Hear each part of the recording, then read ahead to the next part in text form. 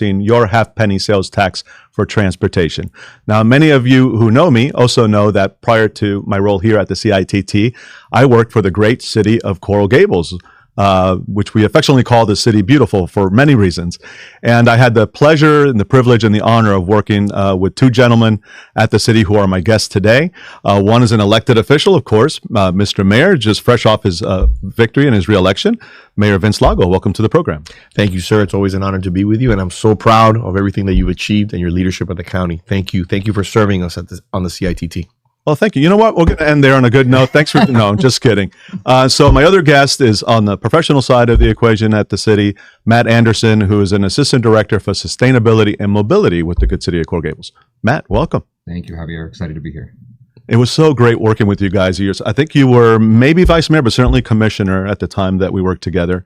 And a number of initiatives that you worked on and that you championed are initiatives that Matt kind of then ran with and implemented. So I love having you guys here together. You're both committed not only to mobility, but also to sustainability, as your title implies. So, Mr. Mayor, first of all, before we get to all of that, tell us a little bit about yourself. So my background is pretty simple, as I've shared on many occasions. My background is in engineering and construction management. I have a construction management firm that really focuses on housing, school board work, educational work, and medical work throughout the state of Florida. We've expanded outside of the Tri-County area. Like you said, I've been serving now for the last 12 years. I just got reelected a few weeks ago. Thank you to the residents for your trust and faith. It was an overwhelming win. It was a mandate. And we're heading in a new direction in the city, a very positive direction, a direction with real focus, real leadership, drilling down on issues that are important to the city of Coral Gables. Like, for example, transportation, sustainability, fiscal stewardship, understanding that parks are the lifeblood, trees are the lifeblood of our community, understanding that what is our brand and how do we protect our brand? Not getting away from what has made us the city beautiful. And that all starts and ends with our incredible employees. At the end of the day, the commission can lead. The commission can implement legislation.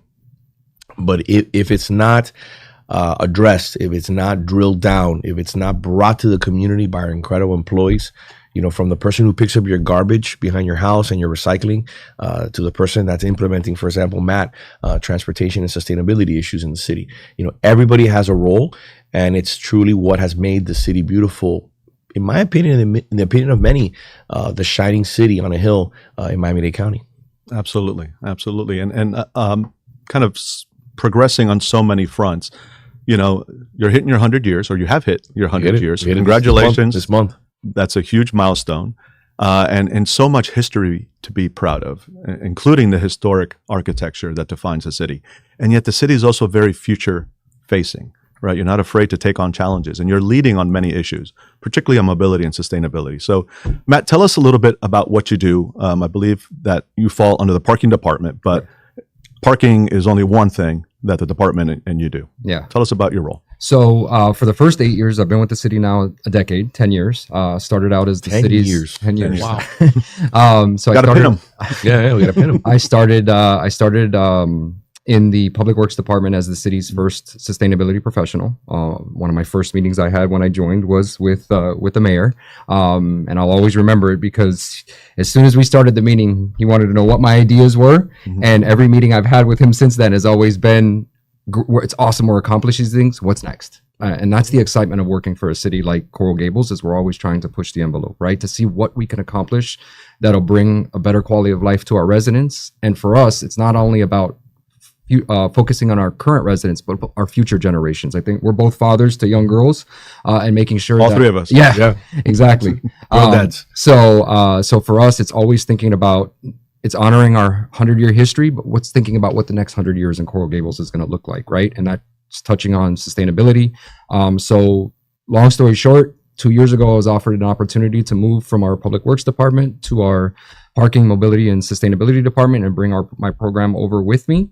And also start overseeing our transportation, which involves the trolley, freebie, and the micromobility program within our city. And if I may add, because he's very modest on things that, obviously mentioning the accomplishments. The city of Coral Gables, like you said, has led on many different fronts. So when I met with Matt on the idea of sustainability, there's always been this misconception that, it's like Republicans and Democrats, and Republicans don't care about the environment. Again, the environment doesn't belong to a party, especially here in South Florida. if you do not protect the environment, again, it will impact your bottom line. Yeah. Quality of life. Quality of life, economy. bottom line. All of it. You know, you're talking about water quality, you're talking about air quality, you're talking about the issues of open spaces, you're talking about your solar reflective index, you have less trees. What ends up happening, it's hotter. The city of Coral Gables is a model. So when I got elected, and I kind of got elected at the same time as Matt came in, about a year and change difference. I remember I was like, this guy's smart, he's a go-getter. I want to engage and I want to do some groundbreaking legislation. So what did we do?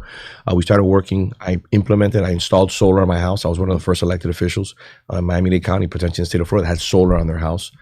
We did a program where if you install solar in your house, you don't pay any permit fees. We have an expedited permitting process. The city of Miami has a LEED ordinance for any building that's online or coming online and it's over 50,000 square feet. You have to fall into one of the LEED or equivalent tranches. Right. I said, let's do something better. Let's do 20,000 square feet and under. So we capture more of the buildings that are being built. Our footprint is more environmentally friendly. We're saving more water. We're saving more electricity, and we're setting an example. We worked on that legislation together. Let's build a model. Let's build a model where we put 0.5% of a percentage point on every permit that goes out in the commercial area, and let that go into a Parks Master Trust, which is going to produce over $25 million. That Parks Master Trust Fund has bought over 10 parks. And we're looking at one that I just spoke to the manager on the way here that could be an incredible, we could acquire this piece of property, adding on to an existing park. I could go on for hours talking about the things we've done for sidewalks, our tree canopy, acquiring parks, environmental stewardship, clean water, clean air. But it doesn't happen without a person like Matt. There could be a great idea, but even our best ideas come from the employees. I've had employees come to me, for example, there's a gentleman who doesn't work at the city anymore. He came up to me one day in open office hours and says, I have a pretty crazy idea. If you implement it, I think it'll be successful. His idea was in-home permitting. So we use an electric car. By the way, our city, through the leadership of Matt, and has the largest 100% electric car fleet of any city in the state of Florida. Wow, that's great. But listen to this. So yeah, it's great for the environment, but it's also great for the bottom line. Yeah. We were the first city that I'm aware of to bring an electric car for the police department. And now this week, I did a test drive of the new Blazers. We're buying 3 of them. It's coming to commission this week, where we're going to have 100% fully electric vehicles now in the police department.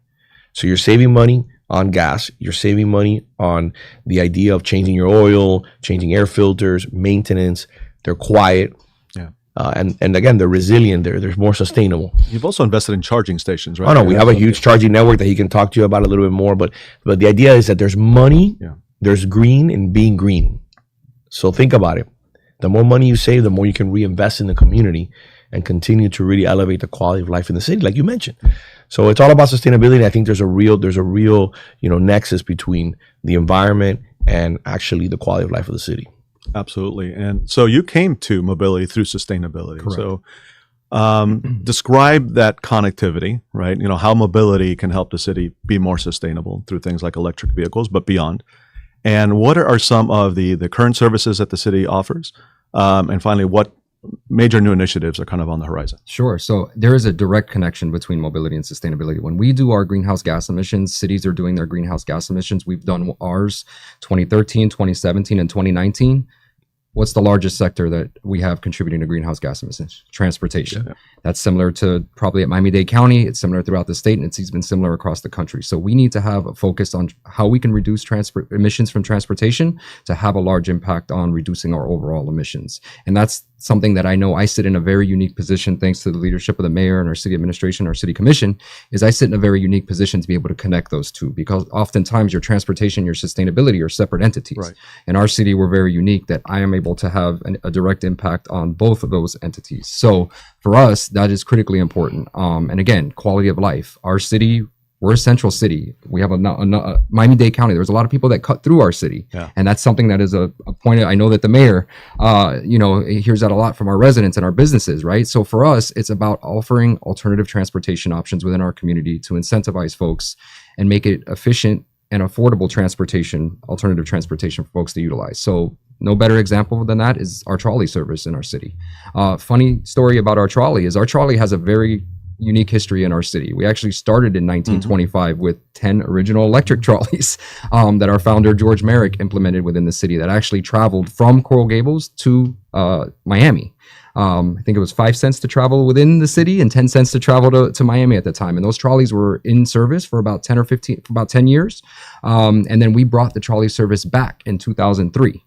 And we've been running that service. It's a very, very efficient service. We transport over 1 million passengers a year just on our Ponce corridor that runs from Douglas Station all the way north to Flagler. And what I love about our transportation service is it is efficient and it's affordable, right? It's free.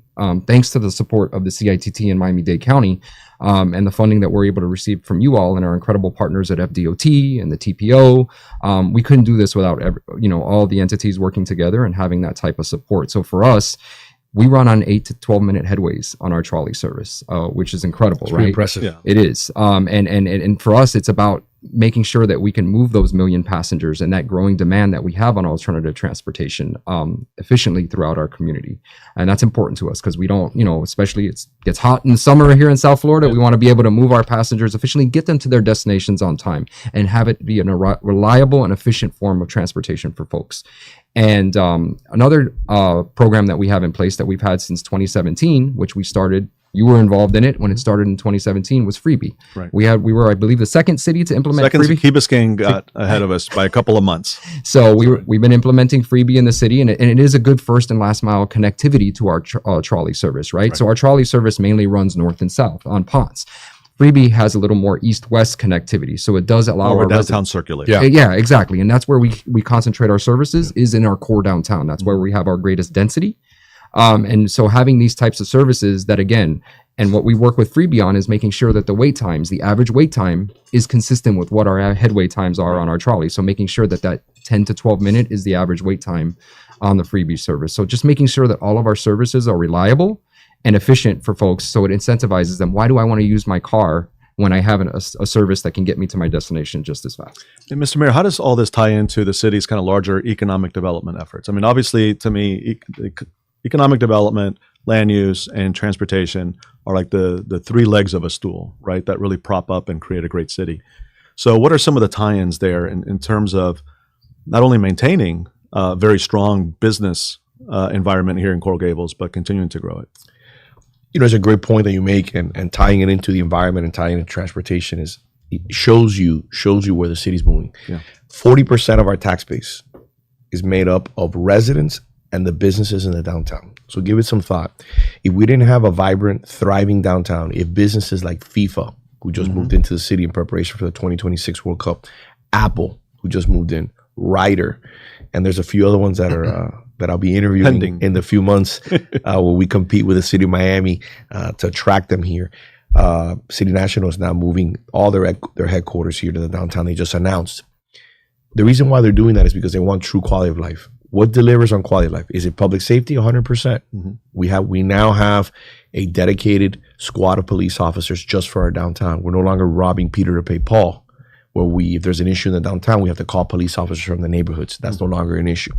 So safety is number one. It's paramount. Number two, I really think it's the issue of cleanliness. I think it's an issue where our downtown has to be clean. It has to be landscaped. We re-landscaped our medians. We're now, when I got elected 12 years ago, we only had one park in our downtown, Ponce Circle Park, which is now going to be renovated in the next 6 months. Now, through the leadership of the commission, I've been dealing with developers and negotiating with developers, we're now going to have 7 new parks in the downtown. That defines a world-class city, in my opinion. If you look at, I just came back from Paris. I went on a family trip. We hadn't gone on a trip in a long time. And you're in the downtown of Paris, you see these beautiful little parks that are hidden, these little nooks. That to me is what defines a beautiful, world-class downtown. But I think also transportation plays a huge role in it. So if you don't have a driving force, like a tax base like we have in our downtown, we'd be paying a lot higher taxes as residents, significantly. Or receiving fewer services. And reviewing fewer services, for sure. But our tax base is the second lowest. Our tax rate is the second lowest for a full-service city, Miami-Dade County. And it's only able to be accomplished by our vibrant downtown. So when you talk about transportation, for example, Matt was mentioning our trolley. We used to have a trolley 5 days a week. Through legislation that I wrote, we extended it to Saturday. We were hesitant. We were hoping for just some sort of ridership. the ridership has gone through the roof. Right. That means that people are looking to move into our downtown, live in our downtown. They're looking to be engaged. They're looking to be active, to use the process.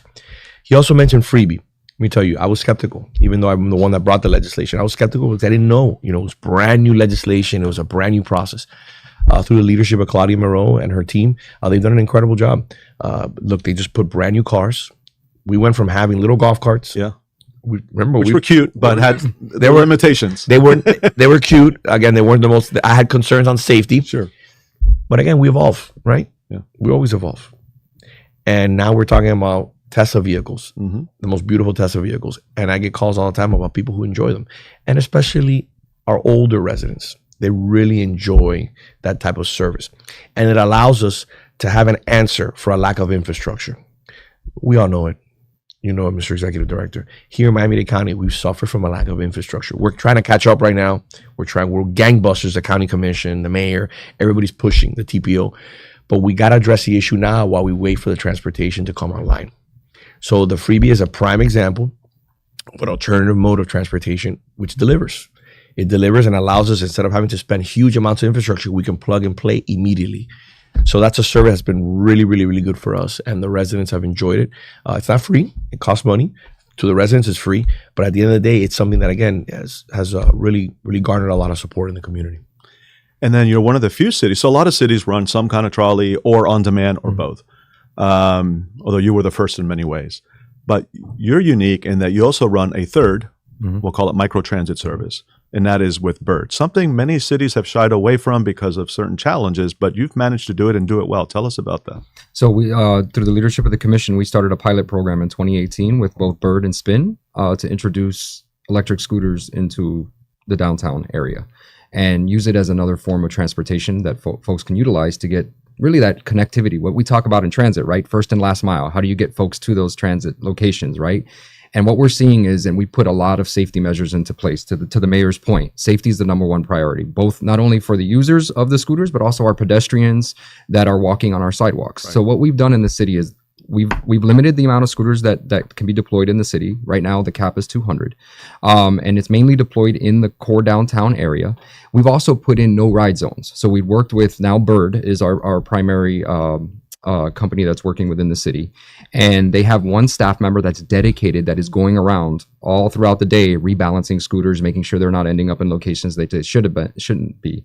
But also we've implemented geofences within the city. So Miracle Mile, Giraldo Plaza, our heavy pedestrian activities areas in the city, we've geofenced that. So if one of the scooters enters that area, the throttle will not work on the scooter. And they receive an audible warning saying you need to return to a non-geofenced area.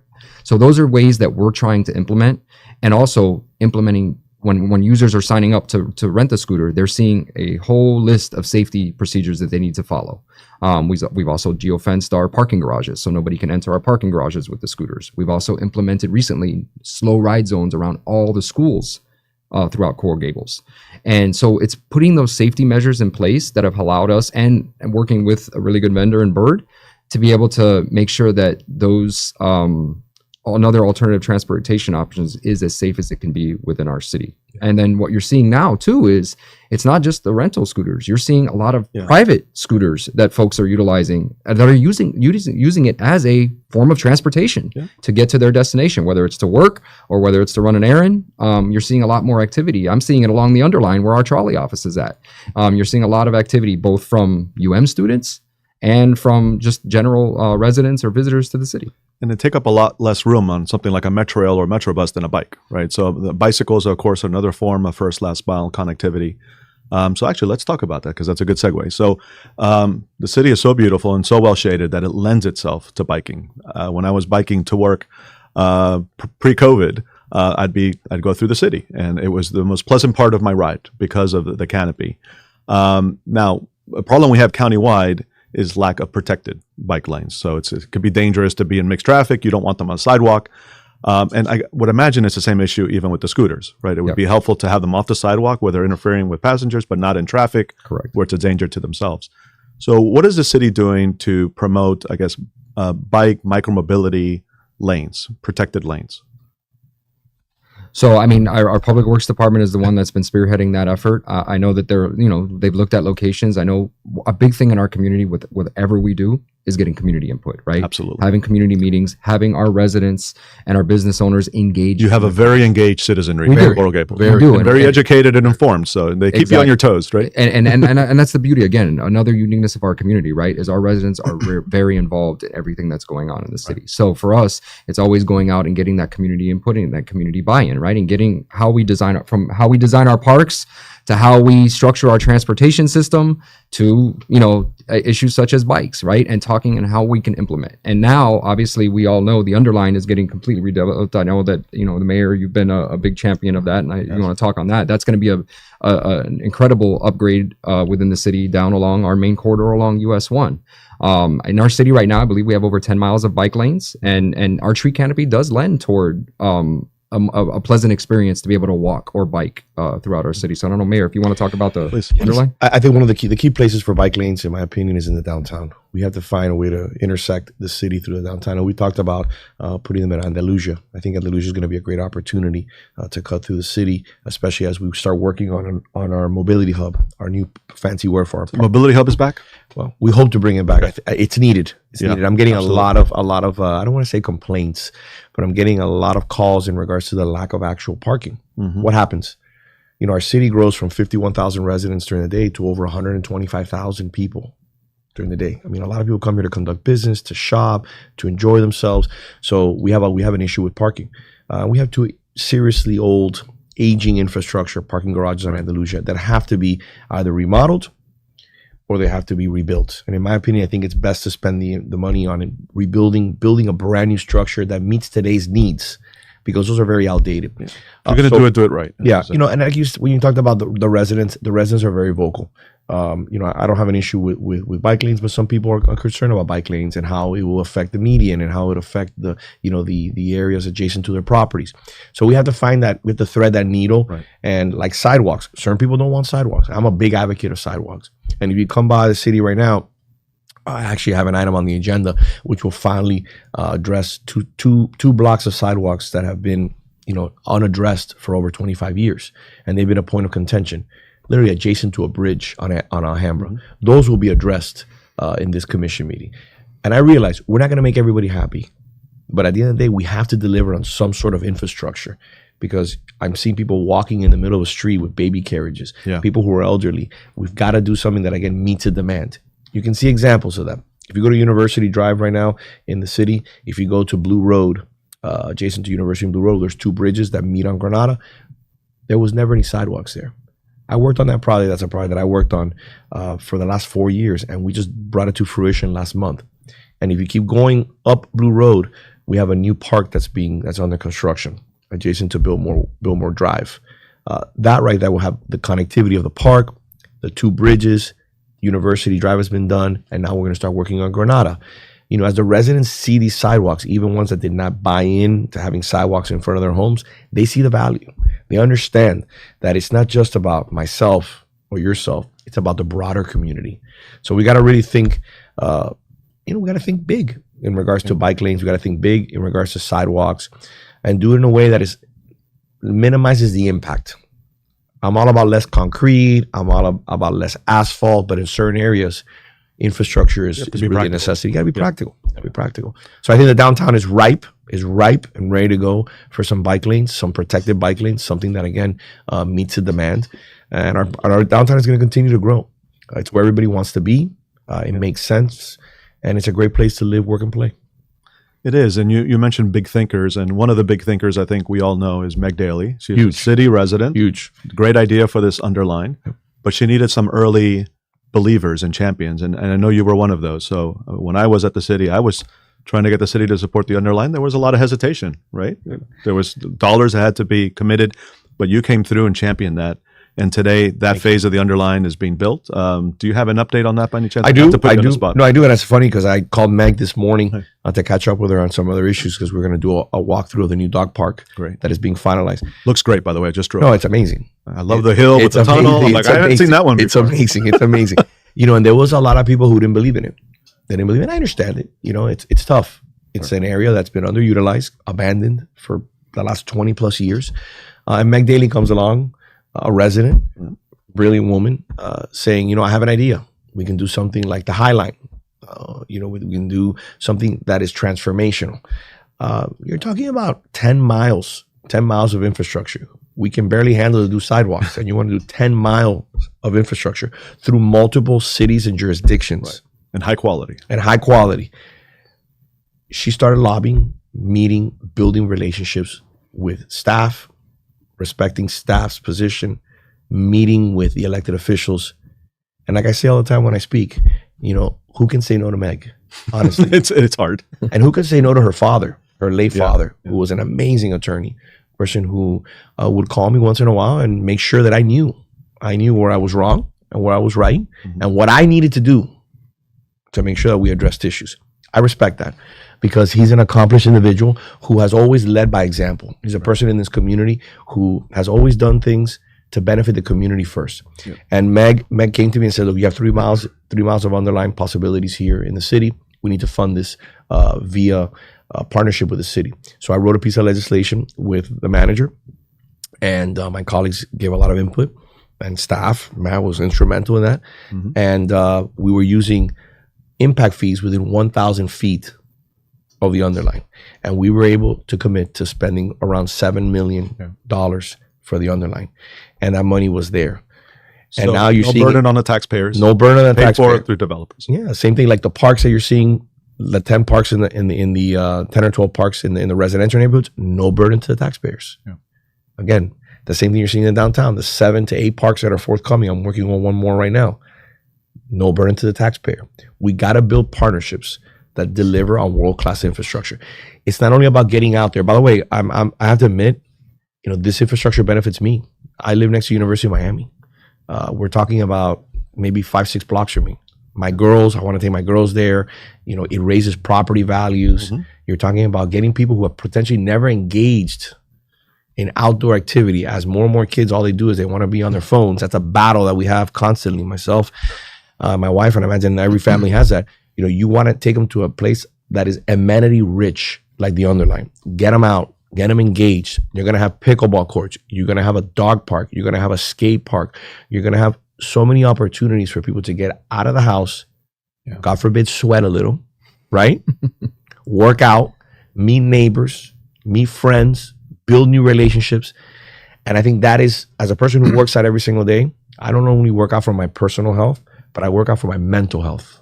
Yeah. And I think getting out there is critical. Ride a bike, meet somebody new, play a pickleball game with somebody who you've never had a conversation with. You could build a lifelong relationship. You could find a partner, whatever that may be. And I think that's critical. And we've become too entrenched in TVs and the phones and work where we don't get out enough. And when you get out enough, you know what? And I don't want to overspeak, but when you get out, you build a true respect for what makes Coral Gables and what makes Florida special. The environment, the Everglades, the outdoors, things, the fish, the water, the corals, everything that sometimes we don't get to see. That's why I push my kids so much. We're going to go out there, we're going to engage. We're going to try to, engage with the environment because we have a treasure here in South Florida. We have to protect it. And I think that I think that the underline is, and I've never said this before, I think the underline is a portal, an opportunity for people to say, oh, this is how majestic this is beautiful. With all the noise of the Metro Rail, you can still get a lot of buy-in to preserve the environment that we live in. So absolutely. You're taking a great city and make it even greater, right? And I know you're not resting on your laurels. You already have so much to be proud of, but I know, Matt, that you and the rest of the team at the city and the elected officials are looking forward, not one to rest on your laurels. So what is on deck? What are some of the major initiatives and the expansion of the transit system, anything related to mobility or sustainability that you? So one thing that we're talking about now, and I know thanks to the support of the CITT, we've been meeting with both the University of Miami, the county, DTPW, and the amazing team there, and South Miami on seeing how we can connect, right? How can we connect our city to the city of South Miami and to UM. UM's our largest employer in the city. Mm-hmm. How can we offer additional services? I've also worked with the county on a couple years ago extending their Metro Connect program that they run. The Dadeland North Zone runs within our city. So we worked together with the county. So that's the county's version of Freebie, right? Correct, Their yeah. on-demand service. Will you also touch upon the fact that a few years ago we connected with the city of Miami? Yes. Yes. Will you talk about that? Because I think it's Yeah. important people understand that get some and ridership that in that. and that to me is also a crucial point of transit, right? You want it to be efficient, reliable, but you also need to have connectivity, Yeah. right? So for us, connecting with our partners at the city of Miami, the city of South Miami, connecting to the county's transit services, the Metro Rail, DTPW and their bus service, making sure that our transit services are filled any gaps that there are that folks can, again, main goal for folks, getting them to their destination as efficiently as possible, right? So we have been having conversations with both UM and South Miami, and I think you'll probably see something coming down the pipe here on expanding our trolley service to now run down potentially Ponce in front of UM and over maybe toward 57th Avenue and bring that services. So then now what's happening? We're seeing an expansion of our, I would call it our southern business district, and making sure that our residents on the south end of US 1 can then connect to our core downtown, right? And bringing folks back and forth between those areas. And again, connecting the students at UM and having them have options to be able to get to our downtown. So what you're seeing is, for example, the area of Merrick Park, you're seeing now the Underline being delivered in the next few months. You're seeing 2 new buildings being built, which is going to house UBS is moving to the city. You're seeing major Fortune 500 companies coming to the city of Coral Gables, offering employment to the kids graduating from UM. People can ride the trolley up and down the spine of Ponce, catch the freebie to connect to the library, go different areas. I would love nothing more than to extend our trolleys to South Miami. I've talked to the mayor, Javier Fernandez, doing an amazing job, who's really focused, drilling down on issues and connecting us. I've never had a better relationship with West Miami, South Miami, Pinecrest, City Miami. One of the projects that I worked on with Matt was the mayor of Miami. He wasn't even the mayor back then, was he? Francis? I think so. Yeah, I think he was commissioner. He said, Vince, a quick question. Your trolleys don't connect with our trolleys. People have to get off your trolley and then walk 2 blocks to our trolley. Why is that? I said, I have no clue. I didn't even know there was an issue. So then I started speaking to some of the residents, and our trolley didn't even go across US 1. Right. So what we did at that point was we had a few meetings between staff from the city of Miami and city of Coral Gables. We sat down in a room. We treated it like a private sector venture. And we said, guys, we got to cross US 1. We'll meet you halfway. So when you talk about Grand Avenue, now we're connected. When you talk about Coral Way, now we're connected. When you talk about 8th Street, now we're connected. Why is that important? You probably think anybody can walk 2 blocks, but why should an elderly person have to walk 2 blocks at the end of the day? People who depend on this type of transportation. The transportation should be efficient, should be clean, and should be a pleasant experience. And that is, speaking for the city of Coral Gables, what you get in the city of Coral Gables. It is an opportunity for people to, when they get off that trolley, say, you know what? I'm going to talk to people about the trolley. That's why when Freebie upgrades their vehicles and it's clean, it's leather seats, you're having a great experience with the person driving you, that incentivizes people to say, you know what? I'm going to talk about this. I'm going to ride this trolley. So, that's why I think that this type of transportation has to be free. And the CITT plays a critical role for us in making sure that we keep this free. We subsidize it a little bit, especially the trolley. But at the end of the day, without the CITT and the county, I don't think we'd be as efficient as we are today. And we need to get that story out, right? Because course, 100%. occasionally there are attempts at the state level and others to kill the halfpenny or sunset it, and that would just be disastrous. Listen, and if I may, Mr. Executive Director, and I'm happy you brought that up, and I don't want to interrupt you, but That's right. I want to touch on that point. The CITT plays a critical role here in our community. Okay, am I? Just sometimes I get a little bit dismayed about our transportation. 110%. I can tell you issues that I disagree with my colleagues at the county or at TPO. But there's a way of doing things. We don't throw the baby with the bathwater at the end of the day. We have to do things the right way. And I think I think we're headed in the right direction. I would love to get there. We're Thursday. I'd love to be delivering transportation to Kendall, to Homestead, to the areas in the north, Miami-Dade College, FIU. But it's going to take time. This is a world-class city. We're expanding. We didn't, maybe we didn't do we should have done the transportation first. But we're doing with what we got. Right. And I think that when you add the trolley and you add the freebie and you add that micro mobility, it meets the demand of these pockets. Now what Matt said, if we can connect our pocket, which is the city of Coral Gables, with South Miami, with West Miami, with Pinecrest, then you're gonna see, as I remember, like Rebecca Sosa told me one time, if we don't have the infrastructure in place, we have to utilize the trolleys to meet the needs. And I think the trolleys are the answer. The trolleys are the answer to deliver transportation and get people out of cars. Again, reducing the environmental impact. And now we're gonna start looking at, hopefully, we've been looking at it for the last 3 or 4 years, but they just haven't met the need and they haven't been as efficient as we would deem appropriate. And that is electric trolleys. We've done sampling, we've done test drives. I will not. I actually had one brought to me in the city. And after a little bit of digging, I found out that it was fabricated in China. I will not purchase anything made in China. I've written legislation that is very clear that we need to buy American-made products. Right. Now more than ever, we need to support this great country. We need to support each other, support Europe, support our allies. And I think that when you're talking about making a multi-million-dollar investment in a trolley, we need to buy American-made, German, European, South American, Canadian, but we cannot support adversaries like China.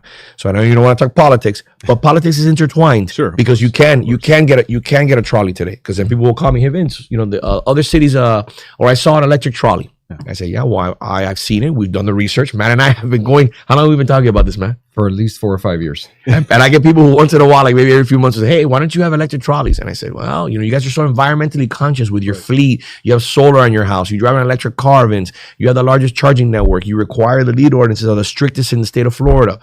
I could be talking about this. You have over 300 acres in parks, but your trolleys are gas. That doesn't make sense. So we're working on finding a solution, which I think will change the game here in the city. And we want to lead, but we want to do it the right way. It's a big investment. Yeah, and the city has always led on innovation and technology. And I have to give a shout out to Raimundo Rodolfo, who's the head of that guy's the man. He's the man. He's a genius. And really the city, as in many other areas, is taking the lead on smart city, innovation and bringing technology to everything you do. And that includes, transit and mobility. Yeah. For instance, I understand that you're even exploring hydrogen vehicles hydrogen. Potentially. Yeah. Are we really that close to that technology? We're pushing the industry, right? We want to, I think what is unique about our city too, our residents and the users of our transit system love the aesthetics of our trolleys. Yeah. Right. It's iconic. It symbolizes. Now everyone has them, but yours is the first, and I still think I would say it's the prettiest. I apologize to among other cities, but it was well designed. But it is well designed. But for that uniqueness, there are only certain manufacturers that we can go to that can produce that type of trolley for us. So we're continuing, and trust me, I'm having routine conversations with the manufacturers on, guys, come on, we need to push the industry, whether it's electric, whether it's green hydrogen. We need to look at what options are available to us to be able to produce exactly what the mayor's saying, a cleaner form of transportation. Because right now we're running on we have a fleet of 12, they're diesel trolleys, right?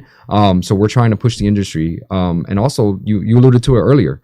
We have some of the largest charging infrastructure already within our city supporting clean transportation for folks, with supporting their electric vehicles. We have over 58 charging ports. And with the potential mobility hub and other projects we have coming online, we have another additional 100 charging stations potentially coming online in the next couple of years. So being able to support not only the transit side, but also when folks need to utilize their single occupant vehicle, they can use a clean form of transportation via an electric vehicle, and having that infrastructure in place, which not only attracts people into our city, they're coming in to charge their vehicle. Guess what they're doing? They're going and visiting our local businesses, and they're supporting our local economy. It's all interconnected. So I'm telling you, yesterday I made and at the end of the day, you could always walk in our downtown, which is why it's the most walkable downtown in South Florida.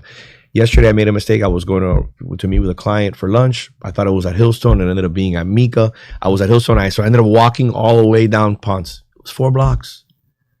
In the middle of the day, 12 o'clock, I was in a suit and tie. It was a wonderful experience. I got there a little sweaty. Yeah. But you know what? I got a new appreciation. I didn't have to get in my car from City Hall to park on Miracle Mile or park in front of the plaza. And you're seeing that as you're walking. And I thought about our interview today. I thought, there's so many people in our community that are enjoying our city. It's just these little tweaks and refinements that at the end of the day will continue to push our city forward. And by the way, one of the things that I want to mention, is I know we're running short on time, it's your program and I don't want to take more of it. Oh, please.